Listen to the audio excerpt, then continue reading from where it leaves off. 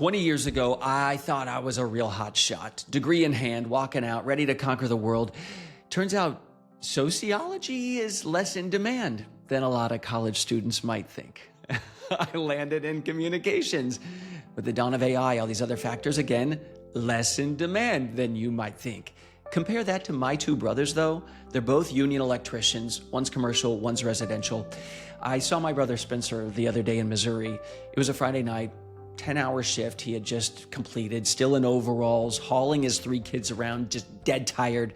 And I told him, you are so smart for doing what you did. Because he has a history degree, but he made this sober assessment a few years ago.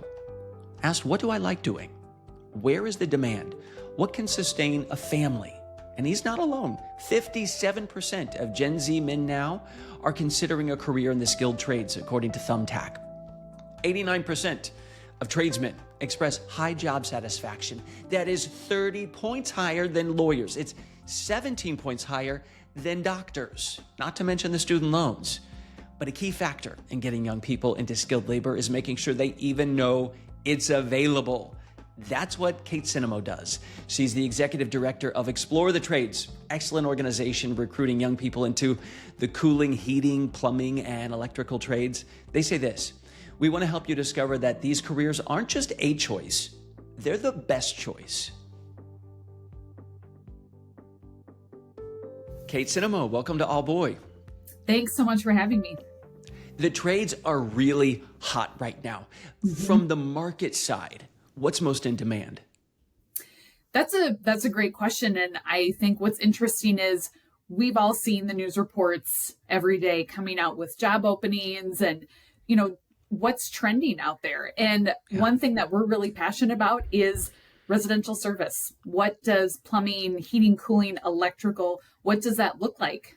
Recently, from a report from the BLS, we just read that for the next 10 years, they're anticipating that over 160,000 jobs will be open in these three trades specifically. So the demand is there. Those are new jobs? Those are new jobs. Yes. Wow. Yeah. Yeah. Okay. It's and that's very residential exciting. and commercial? Right. So the way that you can read those stats is it's encompassing those three trades specifically in a number of different sectors: residential service, replacement, commercial, industrial, and so on. My goodness. Okay, Yeah. so that's the market side, and that is encouraging, these numbers that have been coming out are really not. Right. We're recording this in fall of 2025. Yeah. How about on the young people side or the student side? Where's the demand there? Where do they come to you and say, hey, I'm interested in this? That's a great question. We have the opportunity to hear from students, from parents, from educators, and it's a wide variety of questions. And I think when we're really talking about the demographic that we serve at Explore the Trades, while we say it's everybody prior to high school graduation, a lot of those questions are coming from middle school and high school to say, well, I've heard about this. What does this mean? And so I think students are really paying attention to what's happening in the landscape. And for them, it's figuring out, okay, if I like math, how can I apply that to the trades? And that's one area we found a lot of momentum is to say, all of those classes you're taking now, here's how they're directly applicable, which helps us communicate how important these jobs are. What does that success look like for the future? So when we can break it down and translate it into something they can understand and what they're doing every day, that's where we found a lot of success. And you so brilliantly connect that to say, this is your interest. Well, here's how it does translate, which we'll talk about a little bit. But real quick, middle schoolers, boy, that tells me that this discussion about the shifts in the workforce, the changing needs, the heaviness of loans, that's even getting down to the middle school level, which, I think back to middle school, I was just like, okay, let's get to Thursday night on NBC and I'll be watching this show. I didn't think anything about what I'd be doing with my life. That's amazing. Yeah, it's really interesting. Our team, we're sort of in the middle between education and industry. So what we consider ourselves to be is square one in that conversation, because to your point, there are a lot of students out there that don't even know that the trades exist. What does Right. the trades mean? What does that mean for a job? And what we've been tracking from the education side is you have this rise in CTE, which is career and technical education. And over the last 10 years, this model has really taken hold in schools across the country because now we're really able to describe and put language around what is this model? What does it mean to have your traditional classroom learning and adding a component of hands-on skill training, whatever that skill training might be. And as this has progressed, now it's getting down into the middle school level. And I think students now, because of phones, because of technology, they're so adept at finding out what they want to find out, and it's coming to them. And that's where there's been a lot of momentum to say, hey, if you're 13, 14 and you like doing things with your hands, let's take advantage of that interest and start to push them in that area of interest. And that is the confluence of so many things that kids are saying. Social media spoke to me. They're probably hearing conversations from their parents, but also their teachers, as you say, getting this in front of them early on. And then there's the whole issue of perception of these, which we will also discuss. But real quick, let me just put a hard number to this. Consideration of working in the trades is now 55% among Gen Z, according to that Thumbtack report. That is 12% higher last year than the one before. I mean, that shot straight up. You surprised by that? You know, I am maybe with the double digit number, but I'm not surprised by the increase. I think, Chance, we're at this really exciting point where, you know, I graduated from high school in 99. So I'm sort of that tail end Gen X and into the millennial. And we just didn't talk about this. If you were to talk about it at school, then you kind of got that very apathetic, you're not going to like you're a burnout. It's that stereotype that I think adults our age are much more familiar with than what students have now.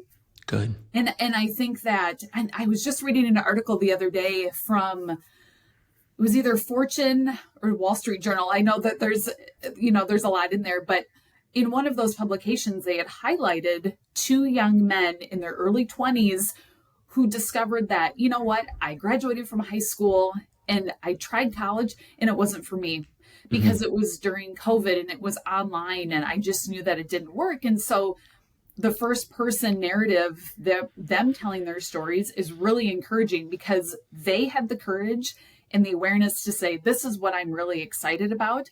I'm going to go do that. And I think those stories are, like we talked about a couple minutes ago with the device and social media, it comes right to these kids and they're so curious that I'm going to learn more. So I think it's the real-time download of those stories, which has helped immensely. And if there's the ability and aptitude slices of this, there's also the money. Can we talk money real quick in case people are still wondering, I don't know about all this. You can make more as an entry-level plumber than you can as someone coming out your first year after undergrad. So can we just talk? So heating, cooling, sometimes condensed to HVAC. Yes. What does an average HVAC tradesman make?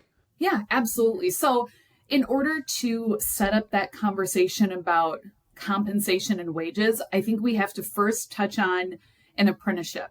So one helpful piece of advice for everyone who's listening is that if you're interested in HVAC and plumbing and electrical, just know that it's not a one size fits all process like college might be. So that's one thing to consider when you're researching. Just know that for those of us who live in Minnesota, it could be different than in Texas, than in Ohio. You need more heating.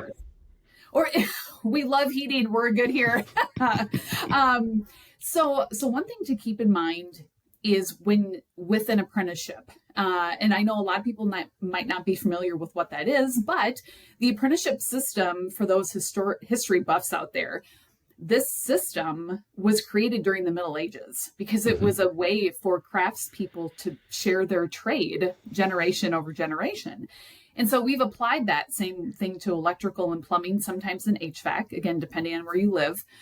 And with an apprenticeship, I like to say it's basically an undergrad because you have to have 8,000 hours of classroom and hands-on training. Wow. So it's just another term to say post-secondary education is an apprenticeship. That's what it is.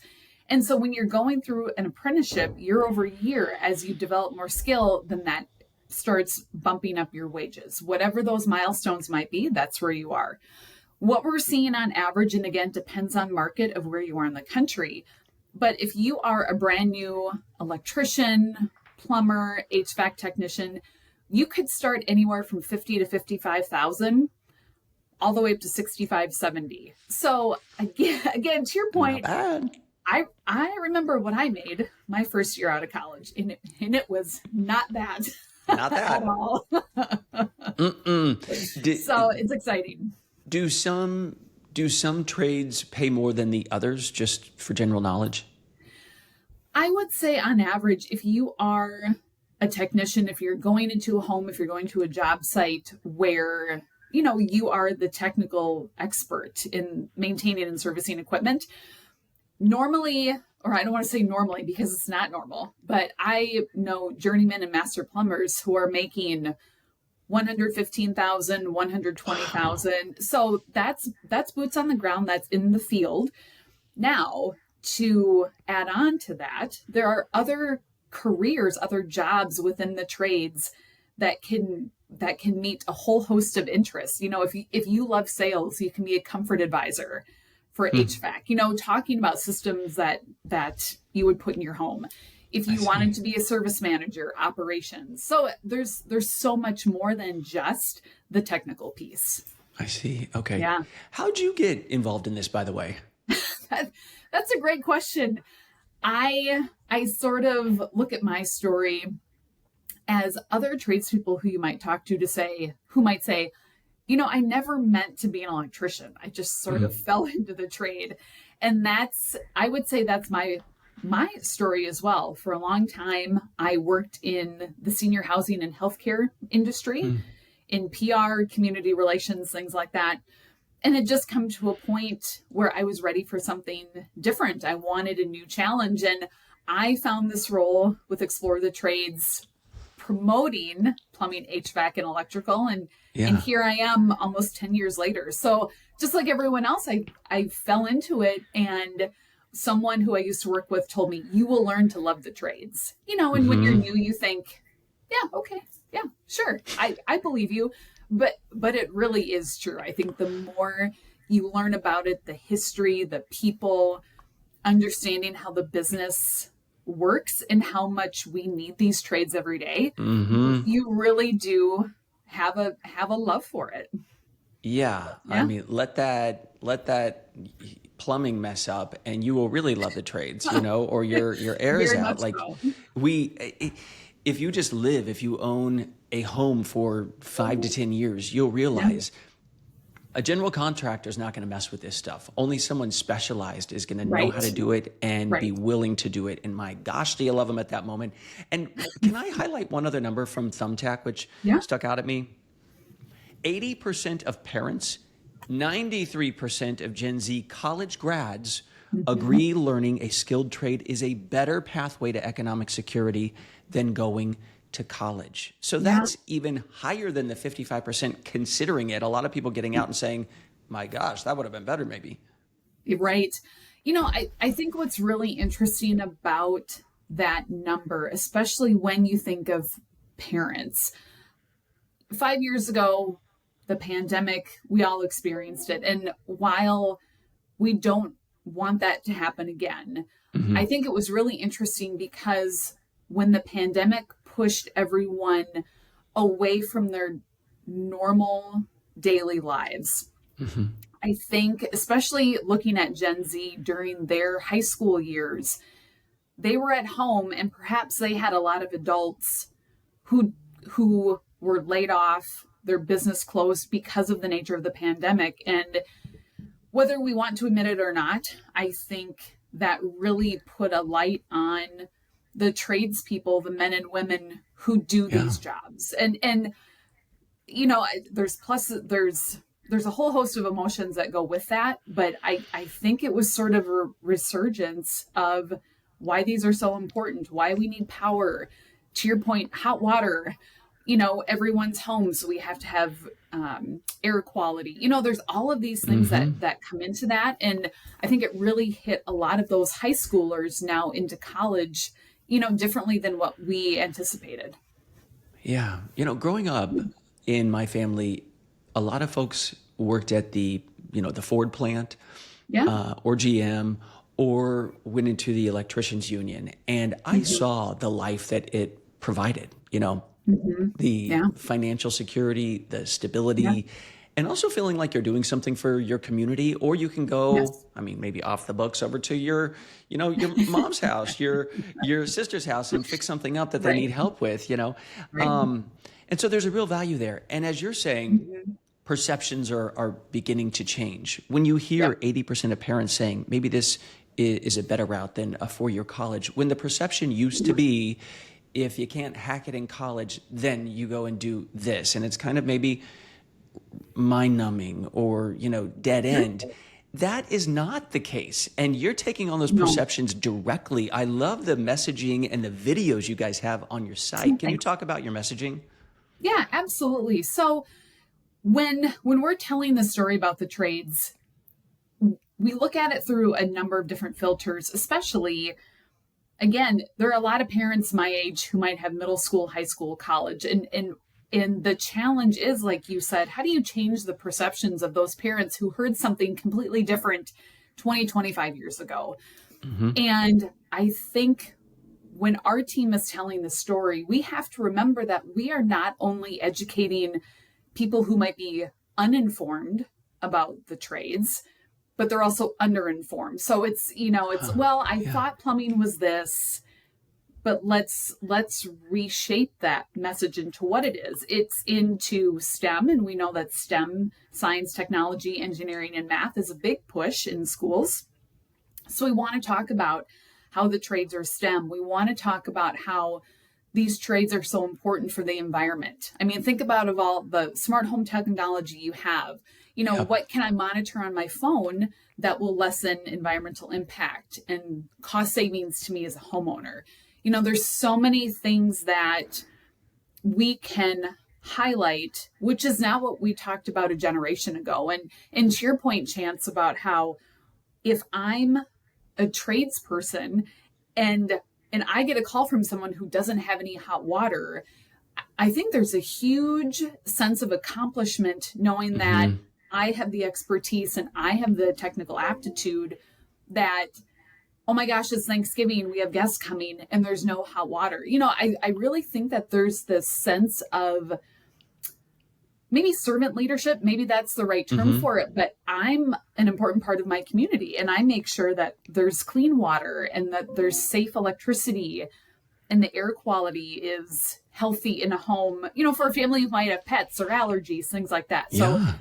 I think if we take a step back to say, well, it's not just, fixing the pipe, it's this whole host of why our communities rely on these people. Yeah. Hmm. There's an incredible sense of satisfaction and reward, I'd Yes. imagine, because and you can kind of pick your trade in a way in that you might prefer to do jobs that are done at the end of that day, that you want to put a bow Yep. on it and be done.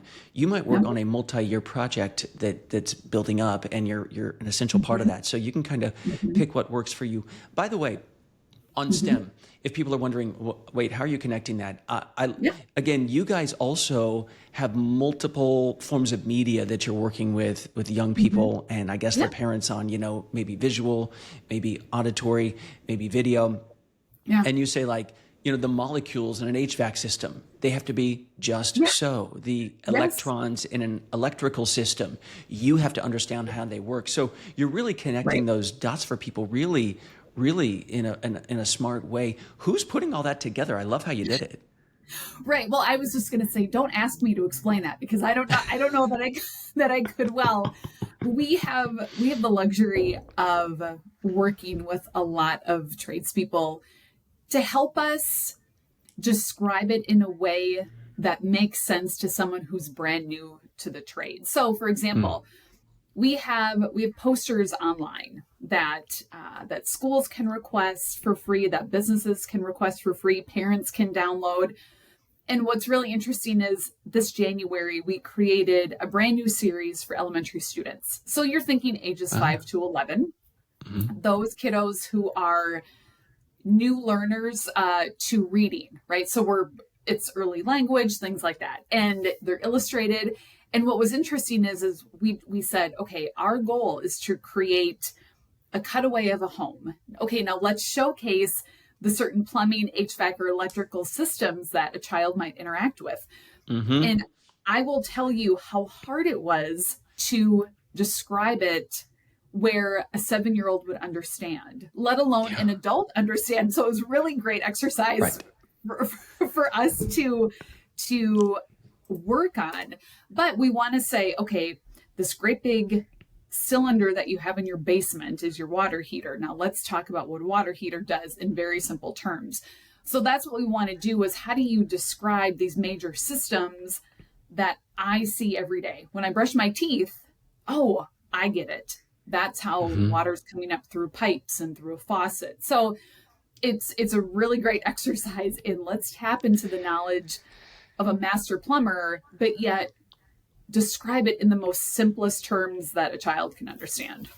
Even for adults, yes. As I was plugging in the lights right before you and I were talking, I just took a second and thought, wait, I have no idea the level of voltage this is supposed to be. I have no idea the circuitry that's in the walls. And without people who know how to do that really well and safely, this isn't happening. You know, that's every facet of life. Yeah. It's especially when you come down to the math, right? And there's geometry and algebra and there's chemistry with HVAC.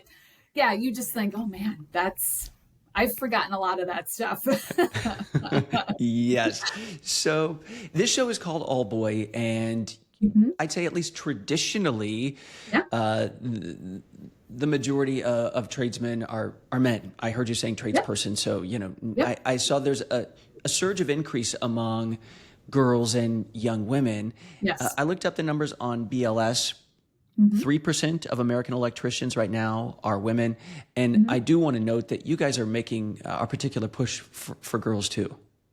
Yeah, absolutely. And to your point, the trades, the construction trades in general, have absolutely primarily filled by men throughout history. And that's no secret.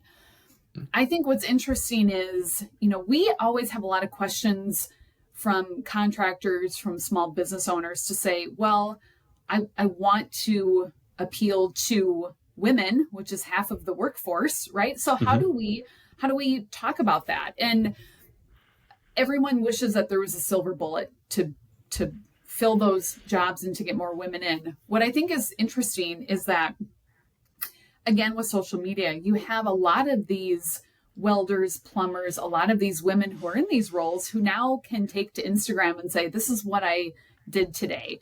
And what's interesting is the women, it's interesting watching them because, you know, their hair is done and their nails are done, and, you know, just like any other career, but yet I just happen to be an electrician. So I think that's one stereotype, and I know it seems very superficial, but I think it's really important to say, well, I can still be me.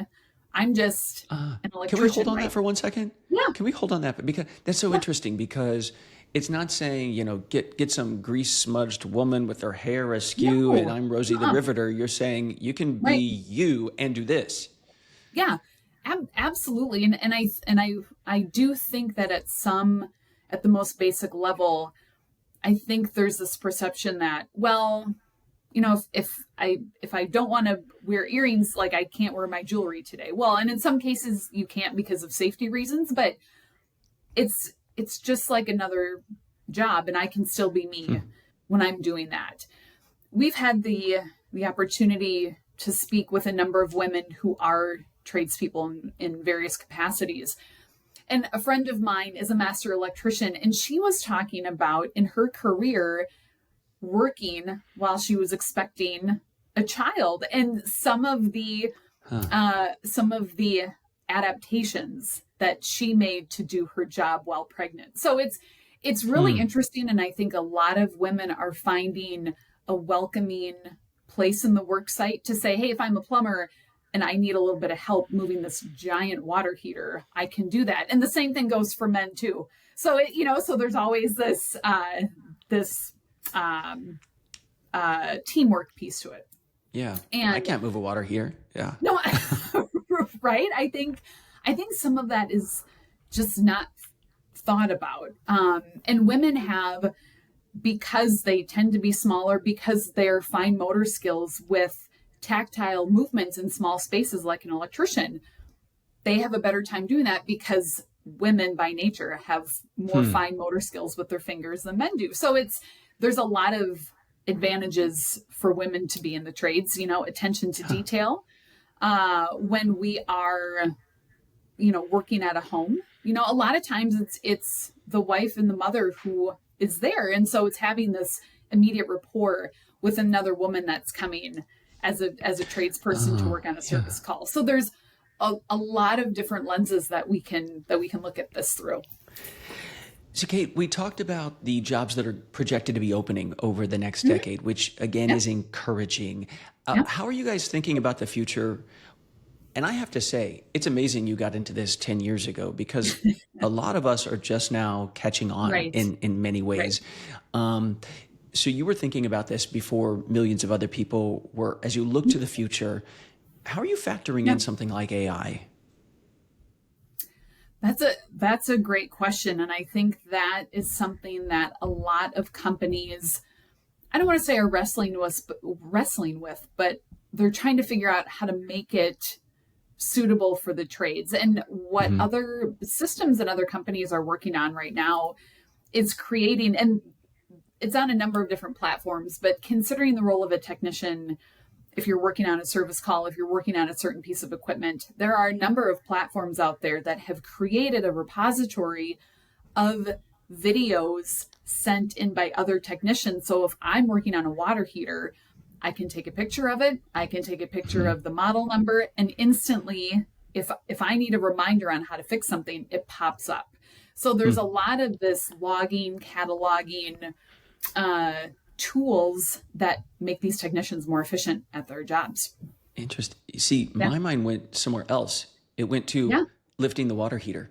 That if we can have these robotic entities that are a little bit smarter, that we can direct in some way, that can do the physical part, but they may not have the fine motor or finesse that a human could offer, that we could work in tandem with them in those ways. I don't know. That's what I was thinking. That's a great point. Absolutely. Okay. Well, let's see if that happens, if ever. I hope it does, because, a lot of our lower backs aren't so good, but our brains work. So let's do that. True. As far as models for doing this, could we go a bit deeper on that? Because, you can go the union route, and they kind of pay for your education and you work up, but then you are reliant on them for jobs, and you could be in, or you could be kind of on the outs. There are VOTEC programs in high school. There are for-profit programs, which have been kind of sometimes good and sometimes problematic. We've seen settlements with the government and things like that. Do you guys prefer one model over another? We get that question a lot, to say, what is the right way? And our response is, there is no right way. There's the right way for you in your life at this particular moment. So to your point, people choose the union route because, something about that appeals to them. There's the trade school route, where you can get some of your classroom learning done and then go on to work from there. The third model that we have also seen is, sometimes companies will be a registered apprenticeship site. So in-house, they have their own registered apprenticeship program. And sometimes people start there, where I'm going to go work for ABC Plumbing. I can get started on my apprenticeship hours right now, and now I'm hired. So there really is no one size fits all program for this. That is exactly where I wanted to go next, because Yes. public-private partnership, I remember I did a story on this maybe 9 years ago, and I spoke with I think they were the delegation from Switzerland here. And, Sure. in a lot of these European nations, they have much better constructed, well-established public-private partnerships to Yes. where private companies take on these young people, usually young men, but young people, whoever. And it's kind of publicly funded, but they're also training them, and they get an employee out of it when all of this is over, and they can hopefully stay there for a long time. Mhm. Should we build up something more like that in the US? That's a great question, and I think that model in Europe is certainly the envy of a lot of companies here. One program that we have at Explore the Trades is our Skills Lab program, and this came to fruition through a partnership with Ferguson 5 years ago. Ferguson is a North American HVAC and plumbing distributor, so they have over 1,600 branches throughout the country. So they are a well-established company in the trades. And in conversation with them, we were talking about this idea of what if we partnered? What if Ferguson could support outfitting tangible skills labs in schools around the country, and leveraging the network of educators that we have at Explore the Trades to say, hey, along with our poster materials and videos, we can give you the information. Let's combine that to see what'll happen. And unfortunately, it's the throw the spaghetti on the wall and see if it sticks. And fortunately, it has. And so this October 1st of 2025, we will open up the application window for this program. So we promote it to schools who are looking for HVAC or plumbing materials because they want and are ready to start their own trades program on site. And so this is one partnership that we've really had the privilege to grow over the last 5 years. And we've That's awesome. been able, it's my favorite. It's my favorite thing that we do. But My baby. over the last 4 years, we've been able to outfit 35 schools with equipment. So 32 high schools, 3 middle schools in 17 different states. So we'll start year number 5 in just a couple weeks, and we'll see how it grows. That's great. And I noticed on your board of directors, these are people from the trades, people actually doing it. Yeah, so it's not someone sitting up in a skyscraper saying, oh, wouldn't that be nice for all of them? It's someone actually doing it. Right. We have the opportunity to hear from the instructors and to see photos and videos and hear from the students who have been involved in these programs. And I think what's most impactful is you have, and this doesn't exist everywhere, but you have school districts and school administrations and school boards who are ready to invest in that program. So finding a curriculum, finding an instructor and now support and sustain that program, knowing that the investment in the student now will set them up for success later on. Amazing. So that's the private public investment. A lot of young people are highly aware of the student loan crisis that has accrued over the last few decades. Is it possible to get into the trades without having debt of your own? It is. And I think that's what's really interesting and beneficial with an apprenticeship program is once you are registered and begin that program, you are then paid. So the catchphrase is earn while you learn, right? So you're learning a lifelong tangible skill, and the company or the apprenticeship program is paying you to do so. Can we talk for a second about respect? It is about freaking time that people respect the men and women doing these jobs. And you look at a lot of these numbers out there, people saying, oh, great job, very stable, certainly needed going forward. And, you can buy a home, you can support kids, you can give them braces. You can give them braces a second time if they need to have braces a second time like they do these days. And can we just say for a second that you're confronting some of the perceptions out there, but also isn't it exciting to see people go, oh, this is really important. Right. It's funny because I think for a long time, when you think about a generation ago, what we've uncovered and what we've learned is the trades, a lot of trades companies, a lot of tradespeople are in the trade because of their uncle, their dad, Yeah. their grandpa. So there's a generational through line through the trades. And what's interesting is a generation ago, if your father was in the trades, he would come home after a long day, his back hurt, he was just worn out. And the message from a lot of these older gentlemen was, don't do this. Right. Go to college, don't work as hard as I am. Don't do that. And so now it's like, well, wait a second. So many people had mixed messages about don't do the trades. It's hard work. Go to college, get the office job. Right. And so, had we seen what was going to happen, that probably wouldn't have been the conversation, but a lot of that generational impact is now being felt with the labor shortage. Yeah. And in that Thumbtack article, 95% of skilled tradesmen feel optimistic about their professional futures. Yeah. Set that beside any other career path right now. Right. Right. I don't know many people in corporate America, certainly not 95%, are feeling optimistic about their futures in whatever job they hold today, probably. Oh, So that's without a something. doubt. Yeah, without a doubt. In my mind, as I was thinking this through, it's kind of this back to basics in many ways. Yes, it's happening in the professional world. It's also happening in handicrafts.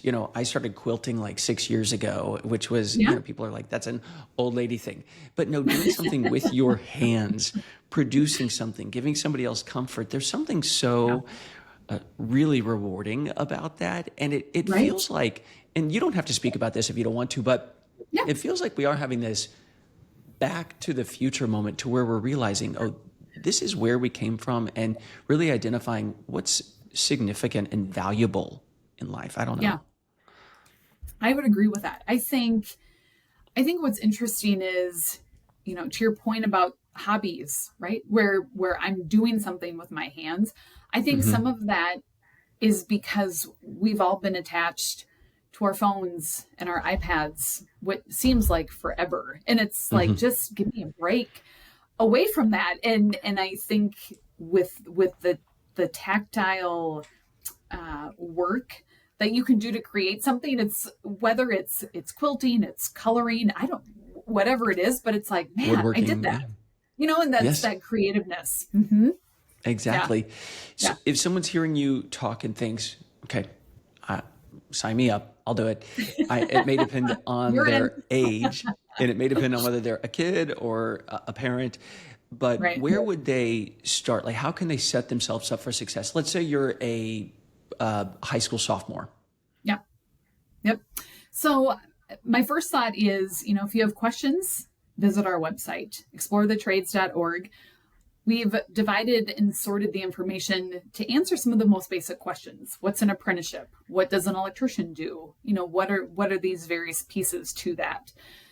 On our website, and this is something you can look up. This is also something I would encourage you to look out in your own community, is to say, if I'm really curious about what it's like to be a plumber or in the trades, I would encourage you to call your local company to say, hey, this is what I'm interested in.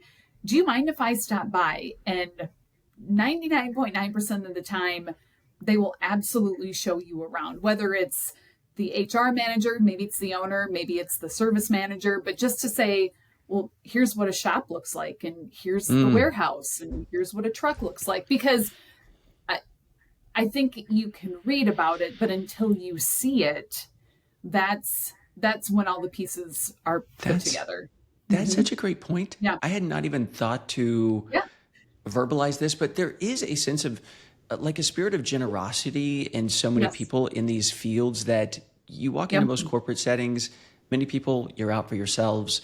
You're a show horse. You're circling back on an email. And these people many times are, in the trades I see with my brothers and stuff. It's no nonsense that they're really like, what do you need? How can I help you? And they like to do that, which is awesome. Absolutely. And I think that if you talk to a trades business, if you talk to the owner, for them as a small business in a community, they're also focused on, well, I want to grow this business so that I can pass it down. A lot of these owners want it to be something that's in the community and they're a part of the community. So it's also in their best interest to open the doors and to visit the schools and to be a part of the career fairs, because you're building your brand and that's early talent pipeline work. If I'm at a career fair and I'm talking to a bunch of freshmen and sophomores and you hand out your trinkets and you hand out your pen, they're going to bring that home. And, when it comes time for graduation, they're going to remember, you know what? I remember when ABC company came to visit and I thought that was really interesting. So you may not get a technician out of that today, but you look 2 or 3 years down the road and it's very possible. Hadn't thought about that. Yeah, that entrepreneurial spirit. There's a certain responsibility that comes with it, but there's a freedom too of not everybody wants to work for a multinational, and there is that. Right. That's for sure. Exactly. Can we end on this? I know that you're speaking to young women as well, but being that this is all boy, a message to young men or young women who are thinking about their future, any sort of message that you give to them? Oh, and on the softball question. No, I'm kidding. I think what's interesting is my husband and I have an 8th grade son who's 13. He's very much tactile learner, not, learns by doing and enjoys being active. And I think what's interesting is, with that age group, and this is girls and boys too, but I think we're at the point as parents and as educators to say, well, how can we fulfill them? And, when we were talking about CTE, when we were talking about career and technical education a few minutes ago, the organizations have reported that for students who participate in CTE classes in high school, they lower their absentee rate of coming to school, because you'll find that a lot of kids, if they're not meant to sit at a desk, and no one's meant to sit at a desk that long, but they lose interest and then they're bored and then they don't come to school. Right. So by participating in that, you're building their engagement, they're finding learning fulfilling, and now they're coming to school because they know that day I have shop class, that sort of thing. It's also been reported that if students are taking CTE classes, their graduation rate from high school is at 90% versus the 75% national for students who don't. So, by incorporating learning and giving them and opening those doors for them to fulfill that interest and to give it a try, why wouldn't we do that? It's confidence, it's fulfillment. Now it's learning through a different lens that I understand, not just sitting at a desk. Good advice. Fantastic work at Explore the Trades, Kate. Thank you so much for your time. I appreciate it. Thanks for having me. There is a reason these trades have predated by hundreds or thousands of years and outlasted scores of other careers that came and went. They're here and they're growing. It's good news. If you and your kids are interested, reach out to Explore the Trades, like Kate said, or a local group. Thank you for watching All Boy. You can subscribe on Substack for free, also on YouTube, Apple, and Spotify. The website is allboyallgood.com. I'm Chance Seals. See you soon.